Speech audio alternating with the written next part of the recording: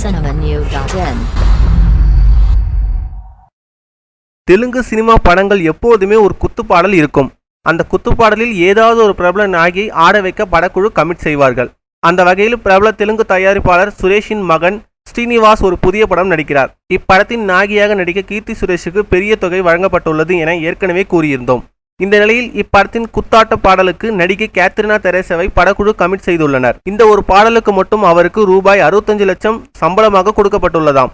Catherine ஹீரோயினாக நடிக்கும் படத்துக்கே இந்த சம்பளம் இல்லையாம்.